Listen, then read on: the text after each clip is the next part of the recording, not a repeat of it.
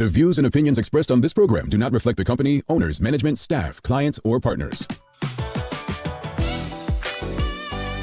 Welcome to Bermuda's Daily Talk Show. It's the Daily Hour. ChatGPT did become the world's most downloaded non-gaming app. Literally the job of everyone in government to address the media and the public. What are your thoughts, audience? What are your thoughts on Zandy Silva as the deputy PLP leader? A community that can't feed itself is a community that's doomed. What you may not know, though, is that Bermuda, we have a connection with Epstein, too. Things that people are doing right, the youth are doing right, that is not being advertised enough. When you see your access to US dollars disappear, that's when you have a problem.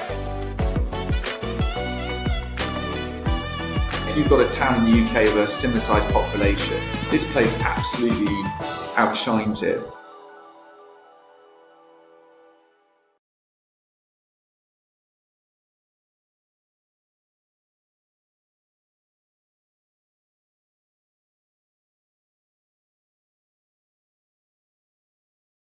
It's Tuesday, the 24th day of February, 2026. Welcome to Bermuda's Daily Talk Show. It's the Daily Hour brought to you by the BAC Group of Companies, HSBC Bermuda, Medical House, Lindo's, People's Pharmacy, and big love to Hot 107.5 for ensuring that we can pump through the radio airwaves with these most important community conversations. I'm Jamal Hartman, and we'll have a news break from Teo Dill in a bit. How's everyone feeling today? Happy Tuesday to you all. Happy Tuesday. We are back. As you can see, it's still Christmas around here. Happy days, happy days, happy days. All righty. James Burgess says, good morning to the Daily Hour team show. I'm watching and listening to your guests. Have a lovely show. Thank you for tuning in and rocking with us, James Burgess.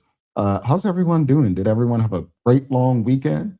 I got to Bermuda on Saturday and I went out to support Boots' comedy show. It was pretty cool. You had Nadanja open and then Ja and then Jonathan Young. I had never seen Jonathan Young. Hilarious. And he had the heavenly voice of Olivia Hamilton, and then ended the night with a great stand-up by Bootsy. So awesome set. At times I did feel, out of place though, I'm not a spring chicken, but if it were not for my two younger cousins and about one or two other people, I would have been the youngest person in the house.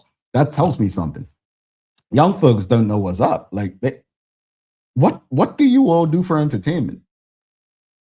I mean, Bootsy was into his house for only $30. You all paying $75 to go to a party. Man, yeah, I am judging, but it was a great time out with Bootsy Saturday night, and hopefully he does it again. Then on Sunday, I did the Pals Walk. Did anyone go to the Pals Walk? That was pretty cool. It was a lot of people. Weather held up a bit. So, props to everyone who participated, but also to the organizers who put it on, the other mediums, Bermuda Broadcasting and the team, and for making sure that people had access to it. But really, really cool to be out there. And then yesterday, I attended the chamber breakfast. You know what? I said yesterday on my WhatsApp status that I have an interesting opinion about Premier David Burt. And I'm going to share that a bit later. I'll share that a bit later on this show. But I have an interesting opinion about Premier David Burt after attending the chamber breakfast yesterday, the budget breakfast. Ms. Ellen Kate Horton says, good morning, everyone. Claire Warner says, good morning, Bermuda. Good morning to both of you. Kenton Trott says, I will be honest, I just took my tree down over the weekend. See, some people just love Christmas, and we love that they do. All righty, folks. Well, greetings, everyone, and thanks for making us part of your daily routine. A good one today as we welcome our friends Debi Ray Rivers and Brendalee White on from Scars. Yeah, we've got a double for you today. Topic we're going to be speaking about parenting from a place of healing. So really looking forward to this conversation today. The daily play is going to be a remember when. All right, remember when. Don't let us down, audience. Do not let us down. Audience, don't forget to subscribe on our website. Follow us on all of our social media channels to stay up to date with all that we have going on. Help us grow beyond the mic as we do our part to continue to improve our community. Now, audience, there is a lot that we can discuss today. It's only been 4 days since our last show, but so much has happened. You've got All Shores with their pharmacy decision, which we will discuss on this show at some point. We've got Minister Zandy Silva backing Minister Jason Hayward for leadership within the PLP. But I think we would be doing ourselves a disservice if we didn't speak about the somewhat historic budget. Yes, last Friday, Premier David Burt delivered what he called a defining budget for Bermuda, themed responsible choices, lasting benefits for Bermudians. Make no mistake, it is historic. For the first time ever, government revenue is projected to be or exceed $2 billion, coming in at $2.03 billion. The major driver, as most of us who have been paying attention may know, is corporate income tax, which is expected to bring just over 750 million, my apologies. That revenue allows something that we haven't seen in decades in Bermuda. A projected surplus of just over 472 million. And the Premier has said the full repayment of 605 million in debt due in January 2027. That alone reduces gross debt from about 3.29 billion to 2.69 billion. And will save taxpayers about $25 million every year in interest. So yes, fiscally, this is a strong moment. But here's the real question. Will Bermudians feel it? The budget includes payroll tax reductions for all workers, elimination of the final 4 cents per liter of customs duty on fuel for electricity generation, duty reductions on essential goods like food, staples, and household items, 10% reduction in private car licensing, 87 million in expended healthcare support, major focus on affordable housing and modern building methods. Now, the Premier says this is about translating international business success into real kitchen table relief. But there are some increases. Current account expenditure rises to 1.25 billion. Now that's up 12.4%. And strategic investments total 124 million. Now that's expected. You have to, invest in any business, or we can call this business. This is also the Premier's final budget as finance minister, or at least Premier. And it reads like both a policy roadmap and a legacy document. I mean, it can be argued that he didn't take the advice of Craig Simmons and, play Oprah, you get something, you get a car, and done the opposite. But he did make a big announcement about repaying debt, which a lot of people were asking about. So questions of the morning, very simple, audience. What are your thoughts on the government's 2026-27 budget speech? And just say yes or no. Yes or no, do you believe this budget will improve your personal financial situation in the next 12 months? Do you feel like it will improve your situation in the next 12 months? What are your thoughts on that? We've got Sean Smith says, good morning, Jason for PLP leadership. What does that mean? That's who you're supporting. We've got Debbie Goins, BDA, morning, Bermudian living in and listening from Ontario, Canada. Enjoy your show. Thank you for tuning in. We appreciate you. Polly Rich is dissing me. She says, morning, just waking up and making me think I had the wrong show. Yeah, it's still Christmas in the background. Yeah, you're thinking it was an old one. Charles H. Johnson Saxon says, morning, brother Jamal. Please remember that folks from Hot 1075 can't see the Christmas cheer in the background. Out of curiosity, is your dad a Somerset fan? Unfortunately, he is a Somerset Cricket Club fan, Charles. He is, unfortunately. Yeah, you got to leave some people where they are.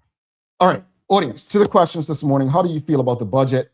How do you feel about the government's 26-27 budget? And do you believe this budget will improve your personal financial situation in the next 12 months? Dr. Anthony Richardson says yes.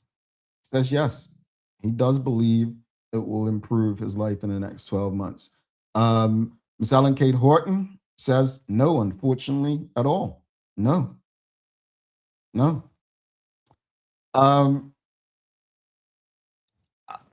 I think there were positives in the short term. And when I say short term, I was talking to someone about the budget this weekend. And it's a decent budget. It's a good budget. Like, bias aside, it's a good budget, right? You don't have to understand finances to know that's a good budget. However, in the short term, it's a good budget because we're getting all that CIT money.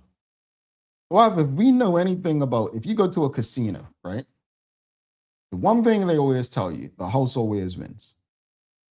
The companies who are paying into CIT will find a way around not paying it soon enough. If that means redomiciling or relocating or something, they will find a way around it.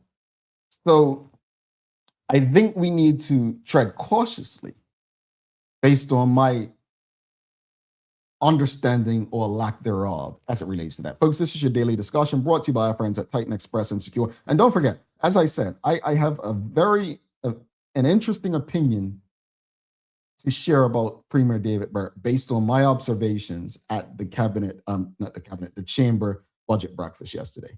All right. Michelle White says, no, it is primarily a country budget, but maybe will impact people in the next cycle. Well, I mean, to be fair, I completely get what she's saying. But, you know, a reduction in private car licensing fees could be felt, right? Payroll tax reductions for workers can be felt. Elimination of the final 4 cents per liter electricity could be of individual help, right? But let's go through some things. The historic revenue movement. We have to ask ourselves, how sustainable is this revenue long term? Before it's figured out that they don't have to pay this, because a business wants to generate as much revenue as possible so that they can have a profit. They don't want to give away something if they don't have to.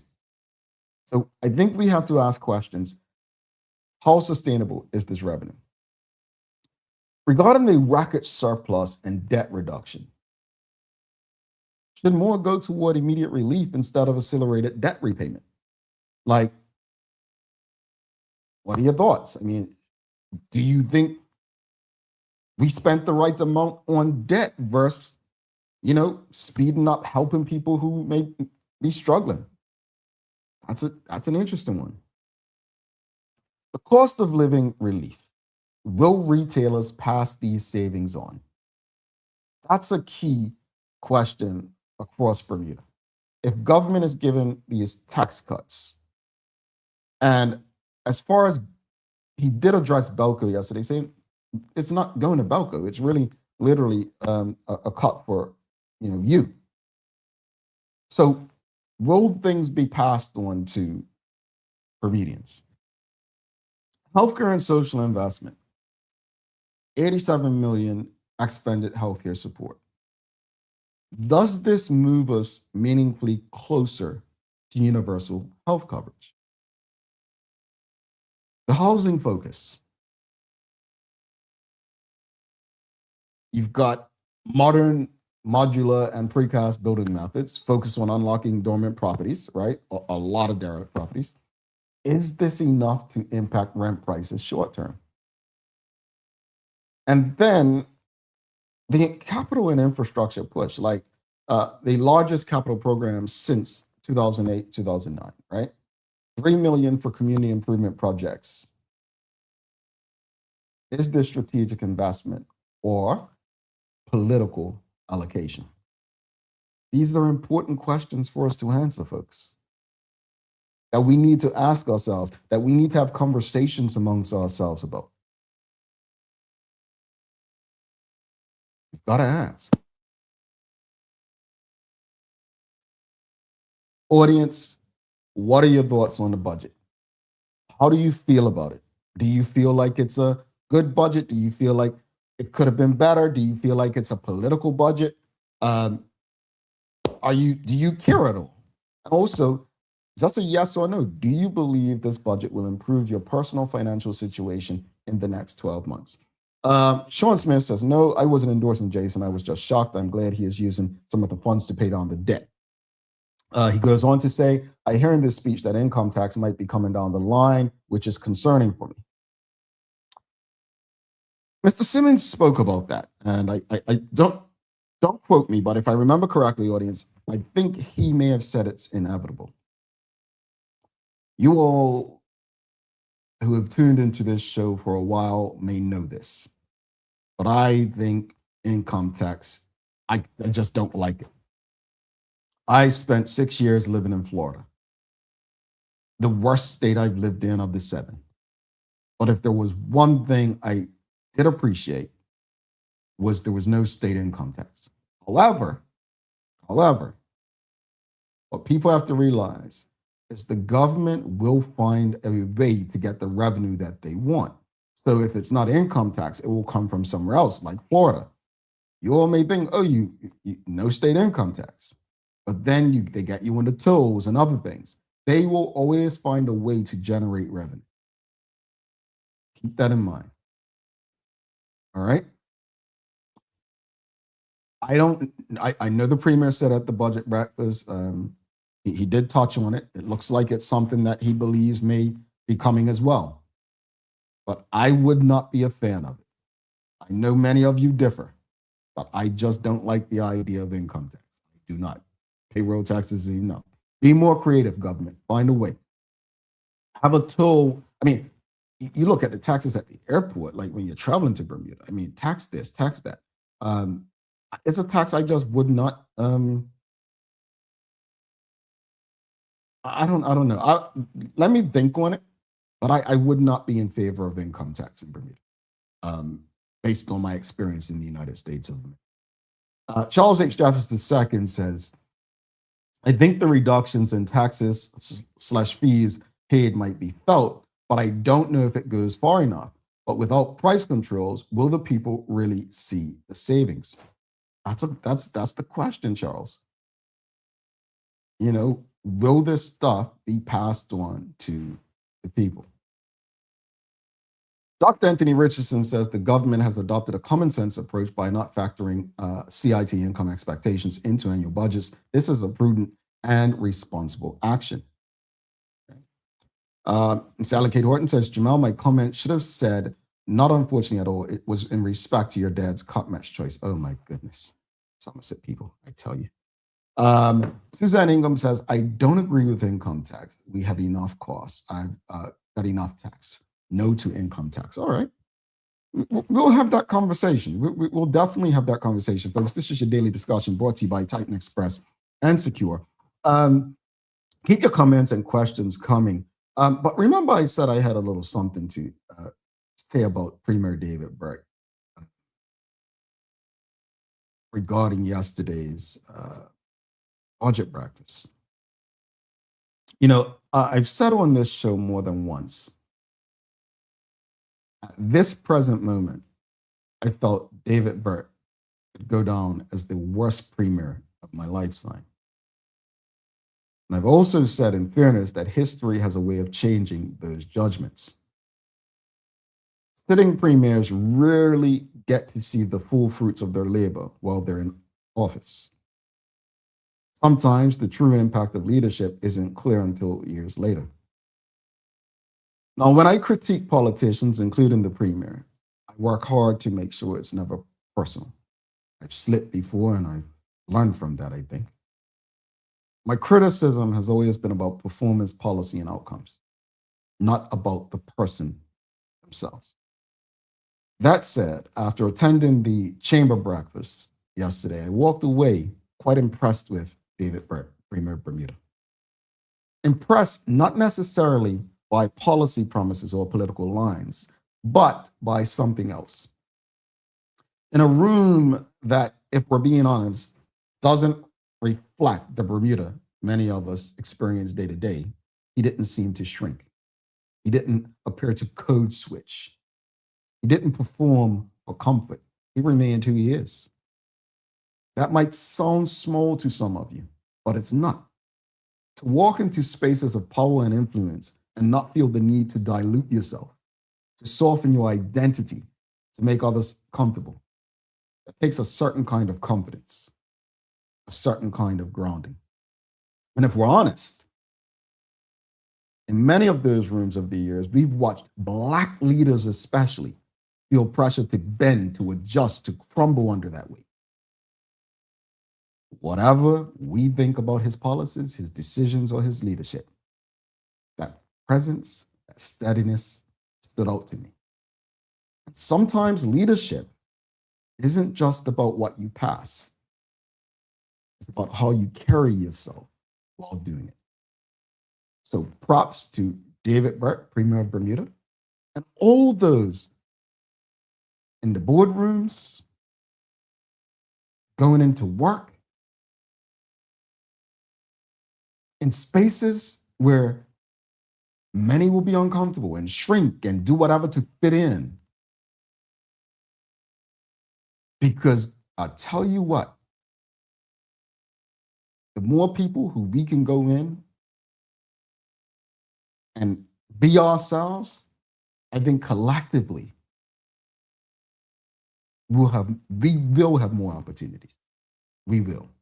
All right. Let's go to Teo Dill with Daily Hour Newsbreak. I'll read these last couple comments. Charles H. Jeffs II, he says, we have a number of people overextending themselves to put their children in private schools. Fixing the public school system would likely save people $25,000 per year, but that's not a quick fix. Point, Charles. Not a quick fix, but that would be some savings. Dr. Anthony Richardson says Bermuda needs a fairer taxation method. Our current import tax is not fair, and it's hardest felt by lower income people. And the Premier did address that as well. I agree with you. All right, folks, it's time to go to Teo Dill for your Daily Hour Newsbreak. But before that, let's show some love to Titan Express and Secure for ensuring that we can have these daily discussions with you. The daily discussion is brought to you by Titan Express and Secure. Titan Express delivers safe, professional, and reliable transportation and tours across the island. From island tours to cultural experiences, they set the standard. And Secure is your go-to for property management, waste management, and residential and commercial services. Visit securebda.com. Professional, punctual, and reliable service is their commitment to you. All righty, real quickly before we go to Teo, Michelle White says maybe when announcing savings, it should be broken down to the average person. I think just throwing out numbers feels so impersonal. Break it down. All right, yeah, I feel you. I completely understand you, Michelle. All right, let's go to Teo Dill for your Daily Hour News Break. Don't forget, we'll take a commercial break after that. And after the commercial break, we've got Debi Ray Rivers and Brendalee White, our good friends from SCARS. And folks, I want to know if you will kindly join me. If you are not SCAR certified, March 30th, we're going to figure out a time where we can all do it together. So if you're not SCAR certified, let's do it together as a community. All right, let's go to Teo, see what he's got for us in the Daily Hour.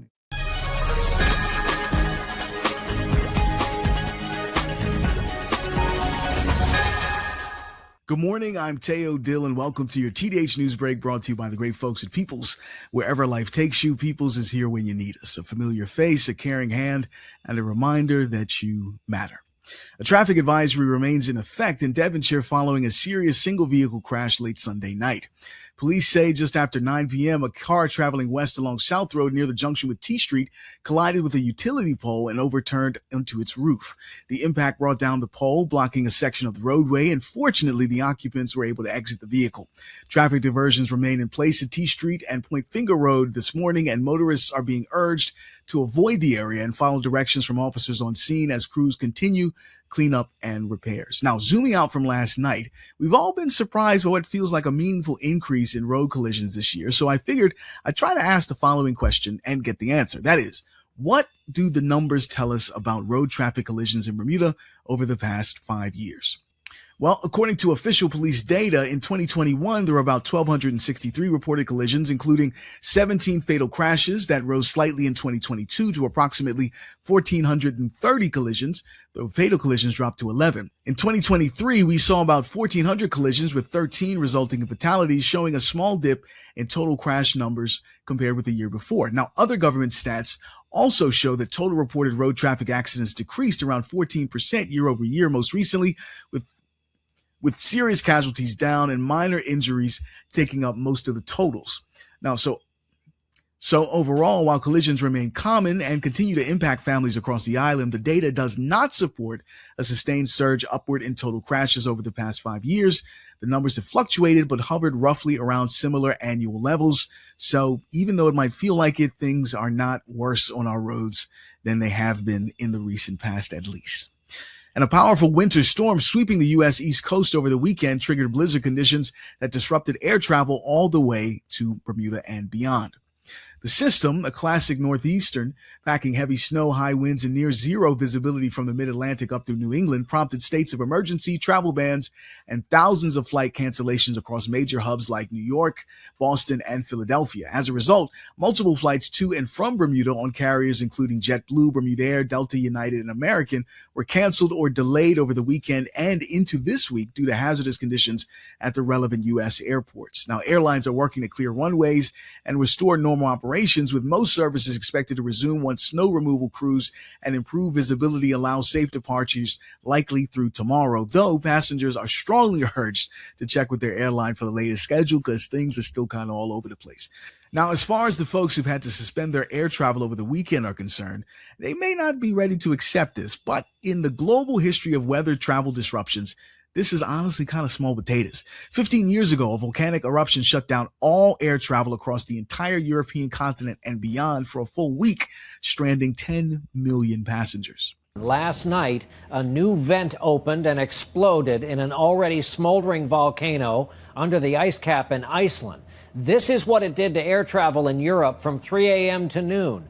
All the flights landed at just ground to a halt. More than 4,000 flights have been canceled, many of them from the U.S. to Europe, but most of them in Europe itself. By tonight, the ash cloud, we're told, will cover the entire United Kingdom. For a fifth day, Iceland's volcano is creating havoc in the skies. More than 300 airports across Britain and Europe were closed over the weekend. More than 63,000 flights have been canceled since Thursday. Almost 7 million passengers affected. And it's costing airlines an estimated $200 million a day. As far as local weather is concerned, we're still dealing with that unsettled pattern, but today's conditions should be a bit of a mixed bag. Expect sunny periods with the odd fast-moving shower, especially earlier in the day, and things should gradually ease this evening. Winds stay westerly moderate to strong, so it's breezy out there before backing west-southwesterly late tonight. The high should be around 63, dropping to about 57 degrees overnight. Winds start to relax into Wednesday as high pressure slides back in, bringing more settled weather, a southerly breeze, and gradually rebounding temperatures later in the week. And that's your TDH News Break, brought to you by the great folks at Peoples. I'm Teo Dill. Now back to the show. Thank you so much, Tate. You know, when the Commissioner of Police, Darren Simons, came on, he made me think of something. And audience, I want us to really not if you're driving and listening on the radio, but just close your eyes for a second and think, is it that we have more access to information that we think things happen more? Or because the stats, the data that was shared by the commissioner and what Teo just shared is not happening more. We are notified about it happening more. So I don't know. Whatever the case is, it's still too much. It's still too much. We want Bermudians to be safe. We want people to get to their destinations. All right. So if you could do anything today, just go a bit slower and pay attention. That's it. Just pay attention. All right, we've got days of the year for you. But before that, we have a big announcement to make. So one of our Daily Hour team members on Friday morning, well, I couldn't tell you before the show because I didn't have permission. But on Friday morning, one of our Daily Hour team members and wife, Larry Marshall Jr., and his wife, Sharina, welcomed their second beautiful, healthy baby boy to the world, baby Miles Marshall. So congratulations to Larry and Sharina on their new bundle of joy. So if you see Larry, tell him congratulations. His, gray hair is, it's turning. At least he still has it. But anyway, days of the year, folks, days of the year. Here we go. It's World Bartender Day. World Bartender Day.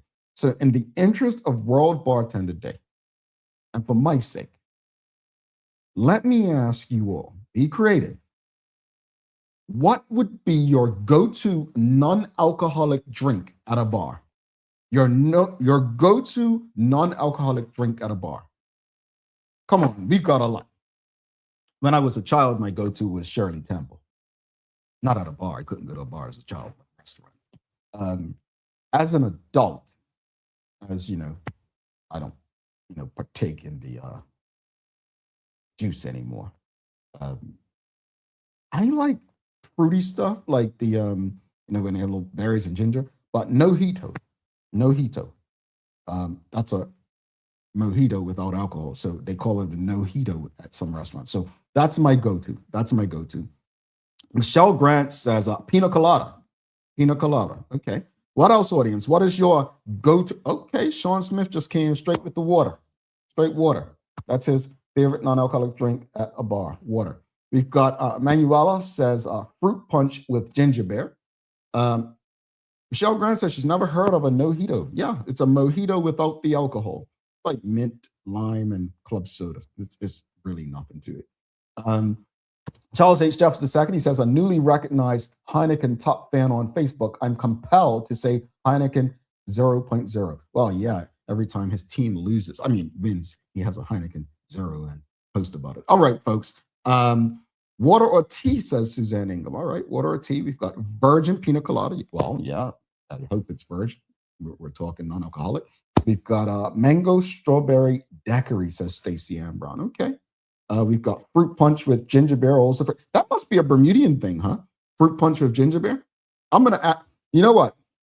When I get back to Atlanta, I'm gonna go to a bar. I'm gonna say, "Hey, can I get a fruit punch with ginger beer?" And I'm gonna record it for you all. I'm gonna record it. I'm gonna see how it goes. All right. We're gonna take a quick break. We'll come back after this break. We've got our good friends from SCARS, Debi and Brendalee, folks. You don't want to miss this conversation. I think it's one of the most important. Parenting from a place of healing. Stick with us. We'll be back in a few. People's ACW, located at King Edward VII Memorial Hospital, carries over-the-counter medicines, toys, cards, and even toiletries. Our knowledgeable staff are there whether you're at emergency, visiting family, or a member of BHB staff, to show you our best even when you're feeling your worst. People's ACW, we're here for you.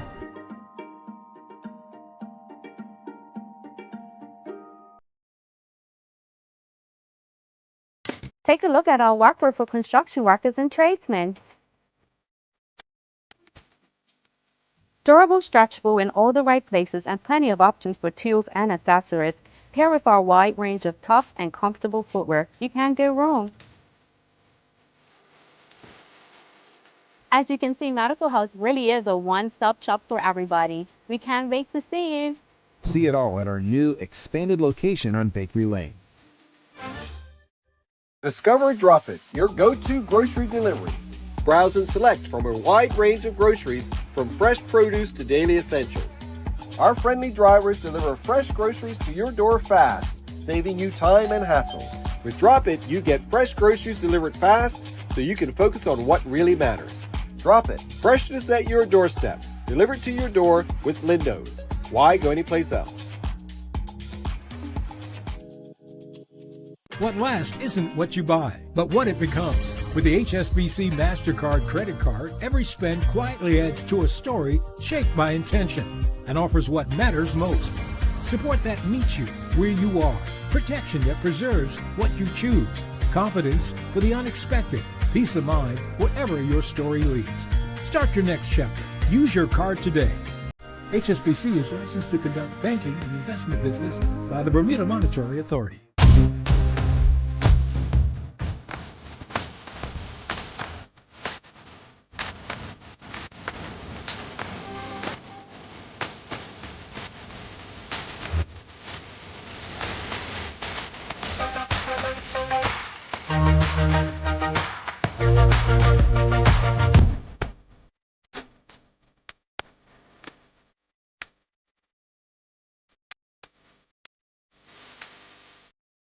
What if the age that really matters isn't the one on your ID? You probably know your chronological age, the number of candles on your last birthday cake. But there's another kind of age that may be even more important, your biological age. This reflects how old your body truly is at the cellular level. It is influenced by your genes, your environment, and the choices you make every day. Two people can both be 40 years old on paper, but one may have the body of a healthy 30-year-old while the other is biologically closer to 50. The difference? Lifestyle choices on nutrition, sleep, stress, exercise, and exposure to toxins. That means you have some control over your biological clock, and that's exactly what makes it so powerful. Because when it comes to aging, it's not just about living longer, it's about living better. Want to know your predicted biological age today? Download the free Carry Genetics app and fill in the lifestyle questionnaire.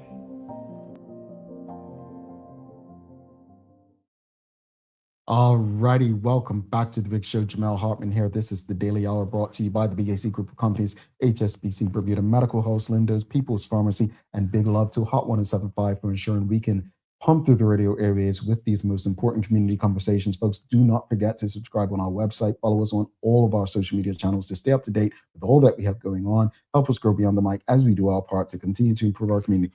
We forgot to do it before the break, but as you know, this month we started a new feature on this show called Bermudian Icons. You can follow Bermudian Icons on your favorite social media platforms.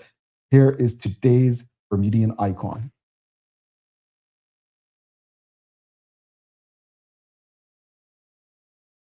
Patrick Chanick is one of the most important and notable figures not only in Bermuda's reinsurance market, but Bermuda's history. He's a former senior leader at global firms like AXA XL and Ace Bermuda and is known for his steady judgment, but also lifting up other Black Bermudians as he rose. His influence extended beyond boardrooms and into the wider business and local community, where he played key roles in mentorship and strengthening Bermuda's international business landscape, directly contributing to its world-class reputation. He became a defining figure in the island's international insurance sector and became a household name quickly. He was the first Bermudian to be inducted into the Hall of Fame at the University of Hartford's Barney School of Business in 2011, and in 2017, he was inducted into the Company of Honorary Fellows of the Bermuda College and is without a doubt an inspiration for many young Bermudians. He's a committed mentor and advocate who opened up plenty of doors for other people, particularly Black professionals, proving that leadership at the highest level was possible and attainable. Through his work with education, scholarships, and community leadership, his legacy lives on, even though he's now retired, with all the careers he helped shape and the opportunities he helped create. Alrighty, Patrick Chanick, a Bermudian icon. Folks, go on your favorite social media platform. Make sure you share that. Know people who may not know these folks. Last week, Eddie DeMello. The week prior, Mr. Robert K. Horton. The week prior to that, Dr. Angela Berry. These are Bermudian icons, people who have made significant contributions to our community and things that we benefit from today. And today, we're going to welcome some more Bermudian icons, people who are contributing greatly to the safety of so many in our community. Let's give a warm TDH welcome to our very special guest for the day. We've got our friends from SCARS, Debi Ray Rivers and Brendalee White. Hello, folks. How are you? Good morning. How are you? I'm good. Let me turn. The crowd was going pretty crazy for you just now. I got to ask you, before we jump into anything, right? What's your favorite non-alcoholic thing to order at the bar? They're thinking. Pina colada. Pina colada? Okay. Debbie? What you got? Fruit punch with ginger beer? That seems popular. Well,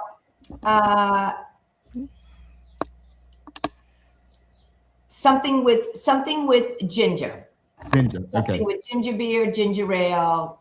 I like that. I wrote down that mojito that you mentioned earlier. So You gotta try the mojito. It's delicious. I'm going to be asking for that. Okay. Yeah. And look, if they don't know what you're talking about, they need to get in a new industry. Come on, everyone knows now, right?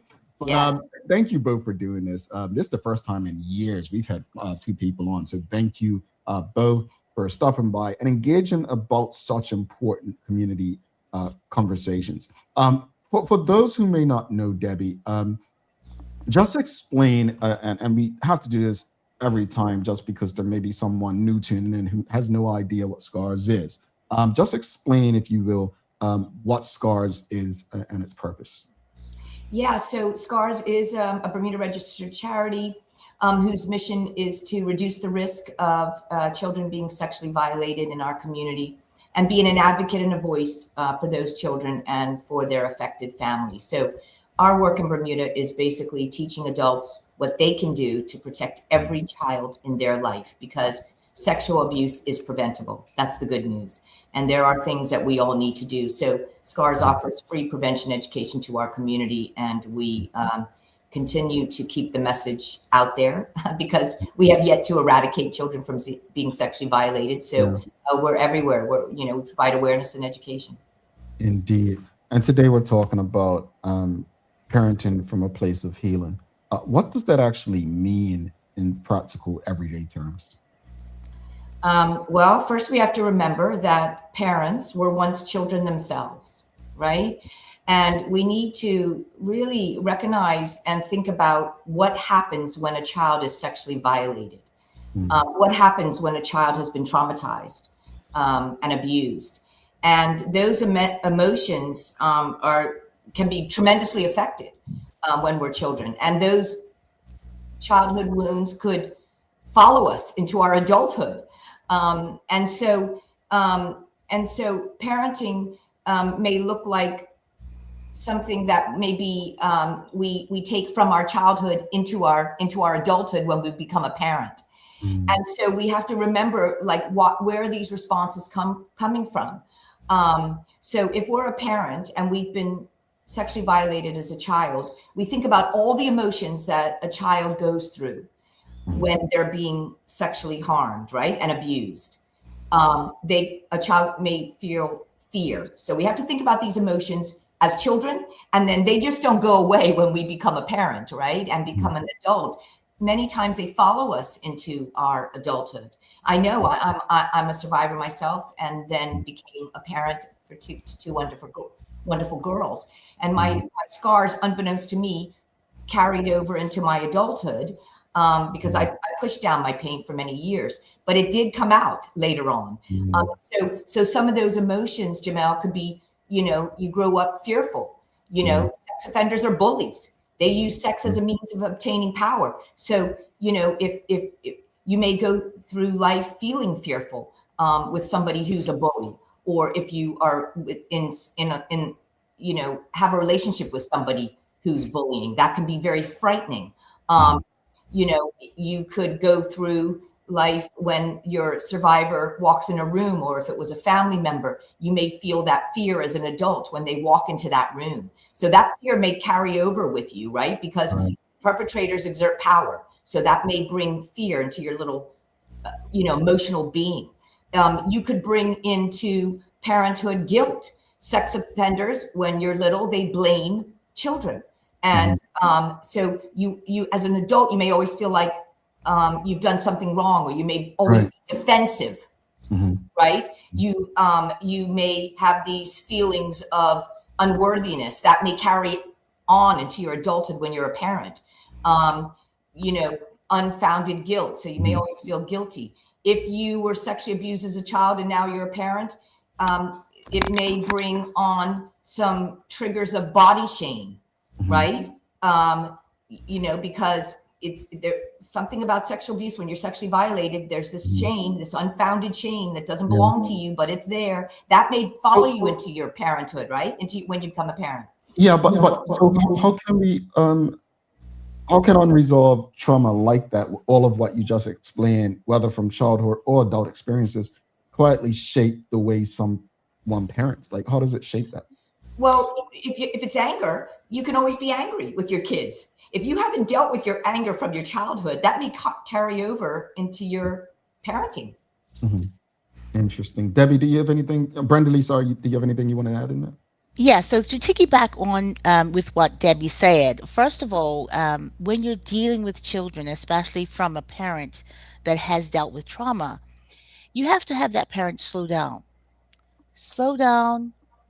and listen, responding first without reacting. People in trauma tend to react first and then respond after, and by that time, the child shuts down. So when it comes to your second question of how can you resolve trauma, we need to stop overreacting. We need to avoid difficult conversations. In other words, don't hyperventilate because the numbing and shutting down and the disconnecting of a child can happen. Interesting. Self-awareness can be very uncomfortable, and it's something that even, I mean, just a regular person's people, a lot of people are not self-aware. What are some signs that a parent may need to pause and do their own healing work? Like, okay, you've got an issue, you need to, maybe see someone. Yeah, so holding resentments, that's real. Holding resentments from people in your life who let you down, who maybe didn't believe you. And then when you're become a parent, you're obviously in a relationship. To have a baby, you're in a relationship with someone, you may carry on those resentments into that relationship. Trust issues, not trusting everyone. Maybe, not wanting your children to go anywhere because, you don't trust anyone. That's very normal. It could be, angry all the time. People when you were little didn't protect you, so you may be those emotions may carry over into parenting. You may run to addiction. If you suffer with the disease of addiction, you may numb out. You may want to escape. So, and being a parent isn't easy. That comes on with more responsibility, right? And you're responsible for these little ones. But if you're involved in some sort of substance abuse or drinking, pornography, that is going to affect you as a parent. Let's just be honest, right?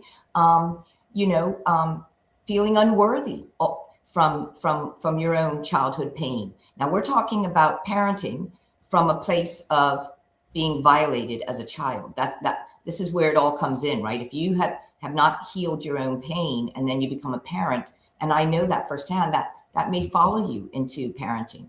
Not trusting anyone. You may shelter your child. You may, have issues at work with people because, you weren't believed as a child, and then you work with somebody who's, questioning you, calling in sick a lot. All of these things may tell you, okay, wait a minute, something might be going on with me. And the way, as Brendalee said, the way you respond, pausing, thinking, where is this coming from? And so, even body shame, right? And then, we know that emotions get stored in our body. We know that. We've done a few shows on that. And so, really figuring out, what's going on with me? Why am I feeling depressed? Why is every time I see this person at a family event, because 90% of people we know, love, or trust that sexually harm children, why then do I leave that event and then I'm taking it out on my kids or my partner? Really thinking about where these emotions are coming from. Audience, I'll get to your questions and comments. I see quite a few coming through. Brendalee, did you have anything you wanted to add to that? Yes, and to add on with what Debbie said, some of these people want to control everything, their day-to-day life, what's going on. And when they lose that control, their whole day is just disrupted. So, they need to look at and have that self-awareness. because you become constantly overwhelmed with just day-to-day living in general. So imagine that parent that has trauma that they haven't dealt with. Yeah, indeed. We'll get to we've got a lot of questions coming through, but just want to get through this. What are healthy, realistic steps parents can take to begin their healing journey without feeling overwhelmed or ashamed? Yeah, share your secret. Share with somebody what happened to you when you were little, because that's real. Find someone you can trust. Find someone that you can be honest with without judgment or shame. Share it with the partner in your life. Hopefully, do a scars training. We provide a brochure in our training on how to support a survivor. We survivors need support through the journey of our life. We can't say that enough. Someone also who will hold you accountable, who will remind you, hey, listen, Debbie, I can tell this is a trigger. What's going on? Let's talk about it. And it's hard for male survivors. It really is, because males aren't as emotional as women, according to research. But, really encouraging your partner to share with what's going on, why they're feeling this way, why are they feeling they don't trust, why is their body being triggered? Psychological intervention is huge, and some people run to exercise, art therapy. There's many forms to heal, spiritual healing, but really, putting people in your life that you trust, that you can be honest with, and that will hold you accountable. Indeed. Debbie, did you want to, Brendalee, sorry, did you want to add anything? Yeah, so to take it back on Debbie, practice emotional awareness. I'm triggered. I'm overwhelmed. I need a minute. And better yet, practice self-compassion. They need to remind themselves that healing is a journey and it's not a punishment. Indeed. And I think that is absolutely great advice right there. Let's go to the audience. This is obviously for them, it's engaging. We've got quite a few questions. Dr. Anthony Richardson says, does SCARS actively engage in training, prosecution, and defense counsel via Bermuda Bar? Doing so could help shape in good ways and how victims are cross-examined in courtrooms. Dr. Richardson, that's a great question. I have met someone that would be really great at that here from the UK. And I have mentioned that, and it's a reminder to follow up on it. So I think it's a great idea, although I know that our prosecution has worked, and our legal counsel. We've trained the Bar Association, members of the Bar Association who chose to come to that 3-hour training. That was a few years ago. We've trained the Department of Public Prosecution in the SCARS training and their team. And so we know now, we have to come from a trauma-informed lens when we're interviewing children and prosecuting children. But there is somebody on the island who I know has worked in the UK, and I've mentioned it, and I'm going to follow up on that. So thank you for reminding me of that, of someone else to come in and train. And we have had training in the past where we've brought on a judge that came to Bermuda and trained lawyers and DPP and defense lawyers. It was quite a few years ago at the Argus building, but I think it's time to follow up on that. So thank you, Dr. Richardson. Indeed. We've got another one. Mark Arthur's asking, is SCARS keeping abreast with all the news being released from the Epstein files? Funny you asked that question, my dear friend Mark. If that's the Mark Clark I know. But yeah, I hadn't really been, I hear about it constantly on the news all the time. Sat next to somebody on the airplane to Bermuda last Saturday and asked me about Epstein. And so thanks to a friend, I did my due diligence, and I didn't even know where this island was, where, a lot of this abuse occurred, allegedly occurred, but, and did occur. But I did do my research, and on Netflix, and I watched some of the Epstein 3 hours of watching the Epstein files. And I just can't understand, really why it was covered up, why people didn't do the right thing, why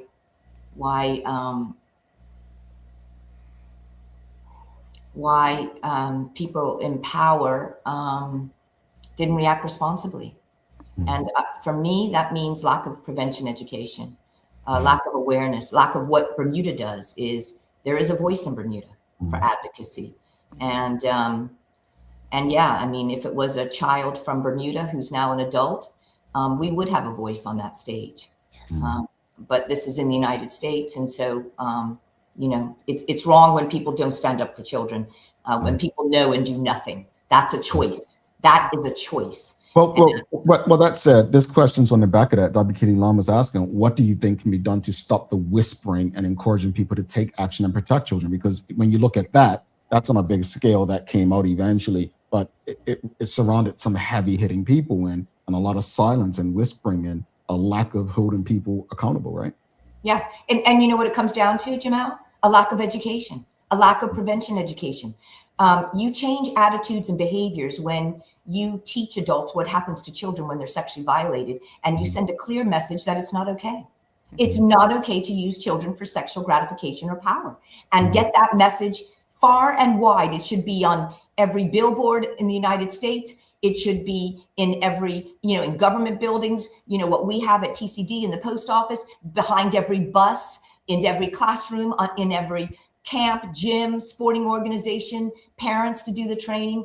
When Bermuda trained 5% of our adult population in prevention, that's when we saw the tipping point. And the US has to get to a tipping point, and they have to do everything they can, because the training we use in Bermuda is a US-based training. And so it's possible. But the United States is a lot larger than Bermuda. And so, you know, they have a lot more work to do. But it's possible, because prevention's possible. Yeah.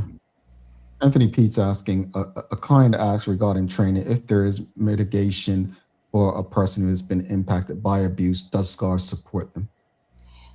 So for those that are impacted by abuse, many have called me after a training, and I've supported them and then recommended other resources for healing.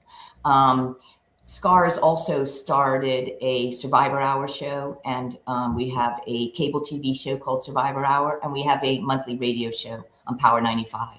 And we have on each of those shows a clinical psychologist. And many times that's almost free counseling. We have Dr. Alicia Hancock who comes on, and we have a lot of subjects. We talk about healing. We talk about how the body keeps the score. We talk about how adults should respond when a child has been abused. And we do free educational training throughout the month. And, you know, it's always from a lens of our shows, our Survivor Hour shows are from the lens of a survivor. There's a lot of shame around sexual abuse and a lot of silence, but we learn through this, through our people with lived experiences. That's how we learn. And I've never had one survivor say in 14 years, stop your work. This training is too triggering. I've gone back in my healing. In fact, we've had hundreds upon hundreds of people who say, and thousands of through our evaluation results that say, this has helped. I've done it 5 times and I've still learned something. It's helped in my healing. It's affirmed me. It's validated me. Yeah, I think that is the reward, right? That is the reward in the work you do. Charles H. Jeffs II, he says, asking, what if the adult doesn't see or know that they need help? How do we help them to go for help? Yeah, like that's a choice. Healing is a choice. And it's hard. It's tough. It's tough to admit I need help. It's tough to say I'm not perfect. It's tough to say that, you know, I have scars from my childhood wounds. That is tough. But healing is a choice. But it doesn't only help us, it helps other people in our life when we do that. Yeah. Brendalee, you want to add to that? And saying that, as adults, you know, we meet different people every day in our lives. Go on what you're feeling. Be able to be that friend. Be open with them. Speak to them. Let them know that you're there for them. Get that friendship where they trust you. And maybe they will talk you, and you will be able to guide them to the necessary people that they need to talk to get help. Yeah. Can I say, Jamal, when we get help, it almost helps that generational cycle, right? Because we're breaking the cycle, right? And so, you know, when we admit our weaknesses and what is a cause of our wounds, we can model that behavior with the next generation, right? Because And it takes resilience. This isn't a one-time fix. Healing is a lifetime. It takes a lifetime. And so, anybody who knows me knows my scars. And one of them is trust. It is hard to trust people when you've been betrayed as a little one. And that brings us to another question right here by Polly Rich. Like, my thought has always been, with all the training, how would you know there is not an abuser amongst the class? Good question. So you never know if there's an abuser in the class, if there's a pedophile in the class. We don't know because pedophiles and abusers come to training. For whatever reason, they do come. We can see sometimes in the classroom just by facial and body language that can possibly be someone, but we're not there to investigate if that person is or isn't. We leave that up to the proper authorizations to do that. Can I also piggyback on that? Perpetrators do come to SCARS trainings. How do I know? Because the man that abused me as a little one came to a SCARS training. And anybody who does a SCARS training will hear that story.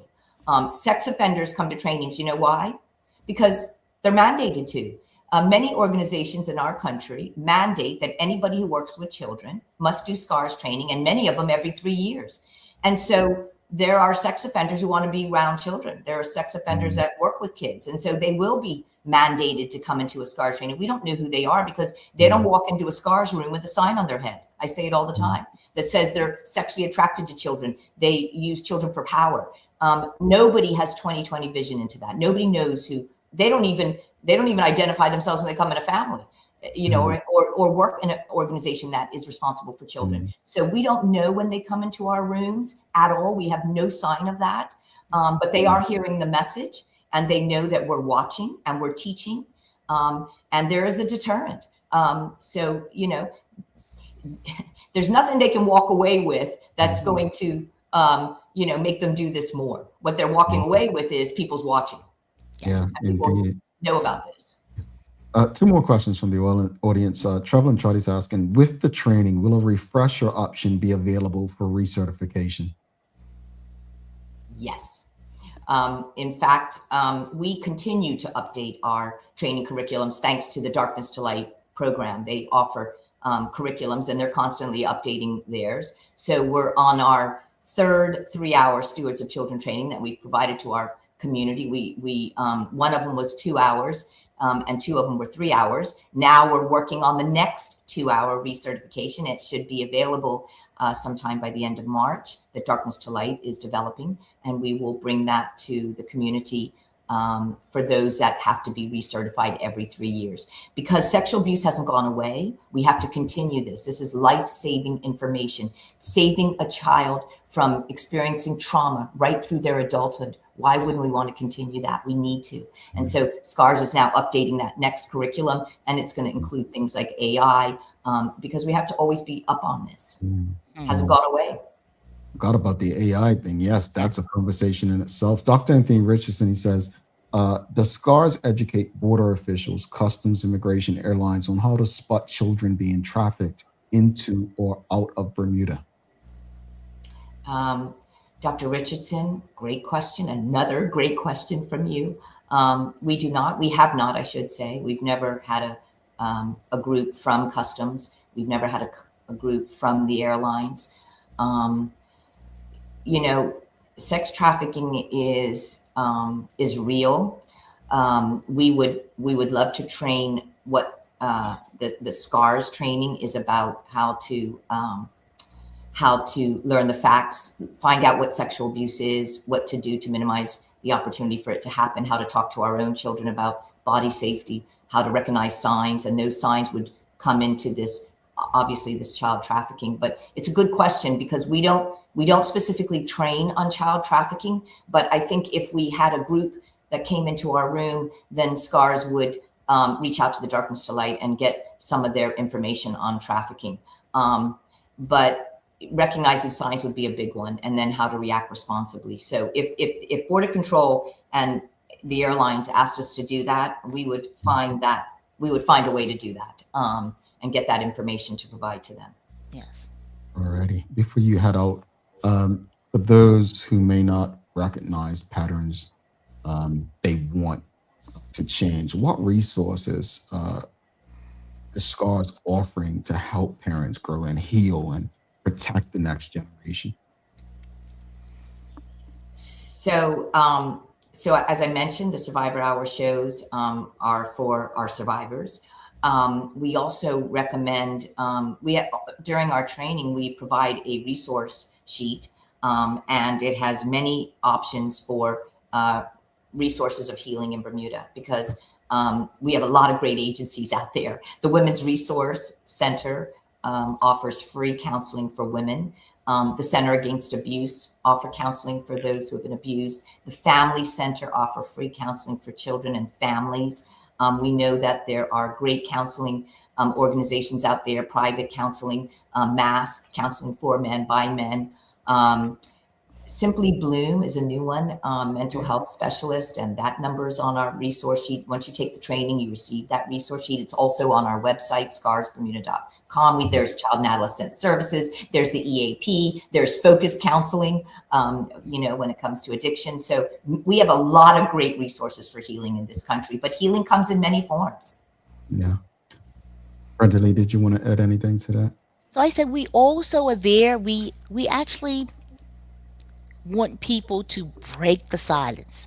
We want them to, we build awareness and support healing, so that children in our society can be in a safe environment, whether that's in your home, in your extracurricular activities, during school.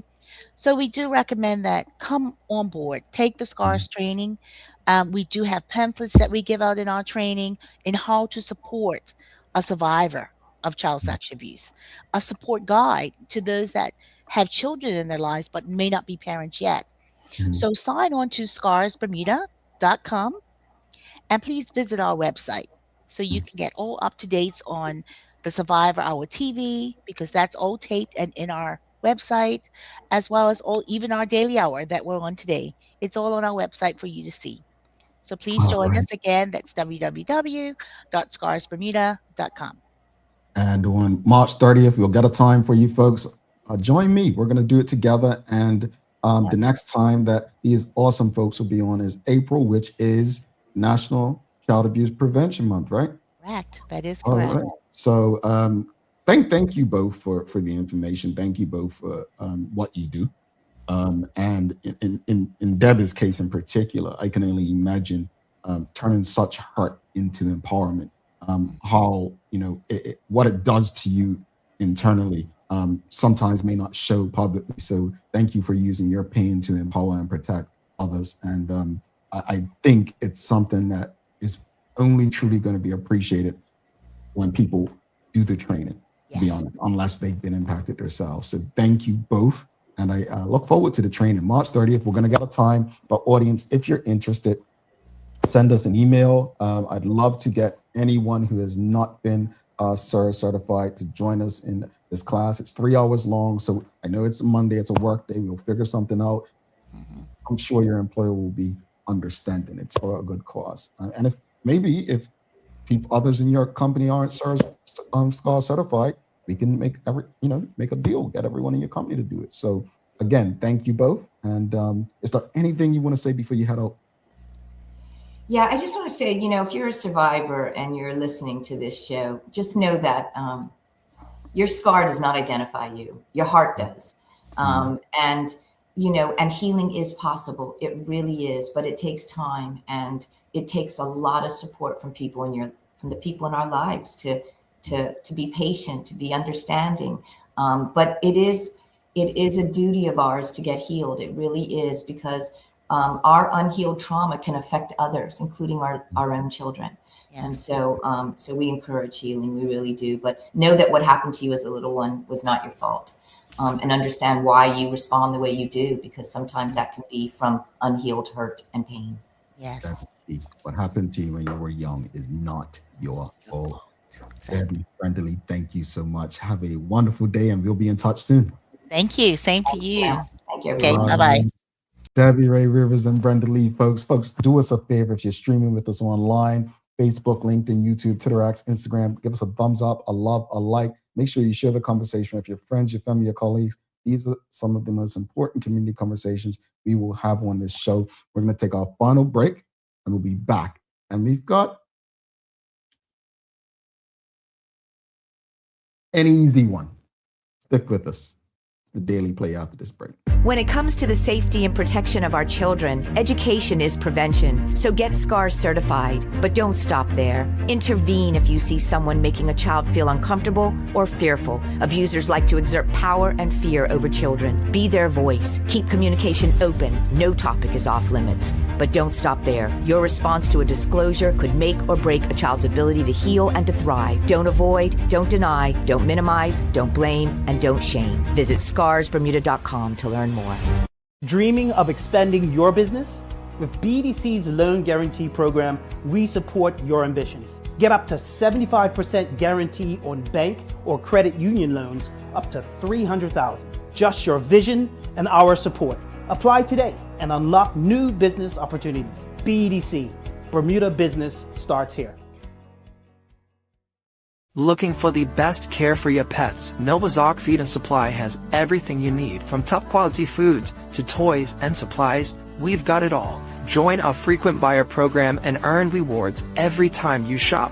Plus, we've been awarded the Clever Customer Initiative program for helping you save more. And don't forget, we open an hour early on Saturdays so you can get a head start on your pet care. Visit us today or shop online for easy pickup or delivery. Your pets will thank you.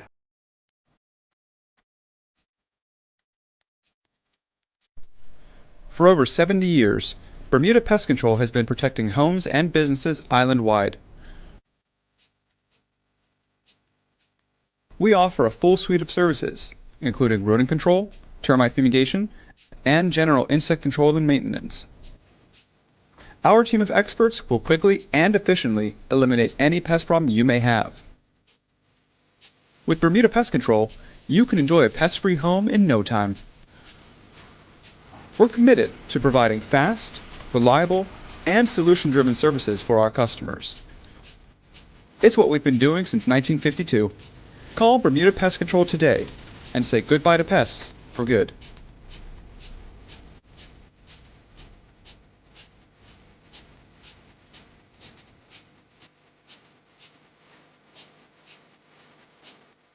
Every space has a message, whether it's a store, a government office, or a doctor's waiting room. With Store Tunes Radio, transform your environment with customized music and professional messaging that keeps people informed, engaged, and at ease. Easy to use, built for organizations of every kind. Powered by Bermuda Communications Group. Store Tunes Radio, the soundtrack to better customer experiences. Visit storetunesradio.com to learn more.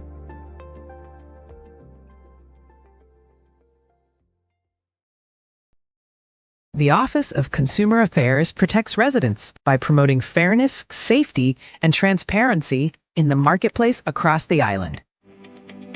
We investigate complaints, manage recalls, educate the public, and enforce consumer protection laws to ensure fair treatment for all.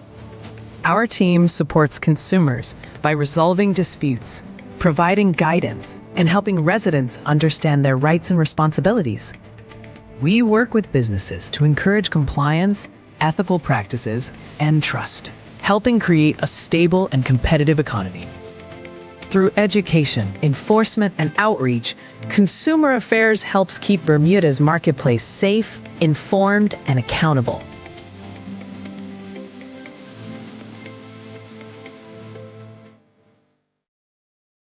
Alrighty, welcome back. Thanks so much to Debbie Ray Rivers and Brendalee White and everyone at SCARS who continues to do the work in our community. Folks, again, if you are streaming with us, whatever platform you're streaming with us on, please give us a thumbs up, a love, a like. Make sure you share the conversation with your friends, your family, your colleagues. Folks, it is time for the Daily Play brought to you by Bermuda Trivia. Bermuda Trivia will be at the Black Vendors Market at Bacardi this Friday, so you can get games straight from us. So make sure you follow us on all of your favorite social media platforms to see what we'll have. There will be a wheel. Spin that wheel and you might get something. All right. So check it out. Bacardi Black Vendors Market this Friday, starting at, I think, 4. All right, Bermuda, it's time for Daily Play. Daily Play, it's a remember when. All right, are you ready? Remember when. Here we go. Oh, can you hear my, let me know if you can hear this, folks. Oh, I can't hear it. Hold on. Can you hear the countdown? Let me know if you can hear it, because I know we've had some issues. I'm on a different board today. Can you hear the board? Could you hear the music? Okay, you heard it. All right, let me remember what channel that is. All right, that is channel the chat. All right, chat. All right, let's do this. So here's the question of the morning. Not the question, but the Daily Play. What year was SCARS founded by Debi Ray Rivers?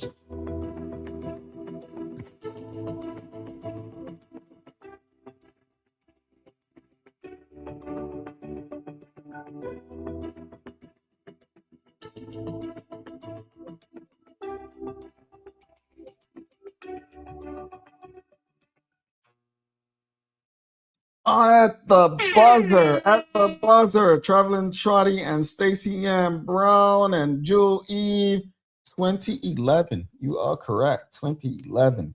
Congratulations to you. Congratulations to you. You got it. You got it. Folks, thank you for rocking with us today. Really, really appreciate you,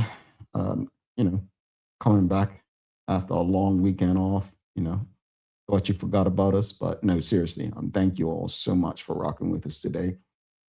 As I wrap it up regarding the budget, man, I just honestly hope that Bermudians feel some relief. I really do. I really feel that this budget feels good. It sounds good. And I really hope that next year this time, people can will look and sound like they felt the relief. That's my hope. As far as the conversation with Debi and Brendalee, they're always difficult conversations to have. As they talk, I just think about the young people in my life, and you just hope. Because the hardest thing as a parent or a guardian is not being able to be with your children 24/7, right? And being able to protect them. And I really am grateful for the work that they're doing. And hopefully, if any of you are not SCARS certified, you will join us on March 30th.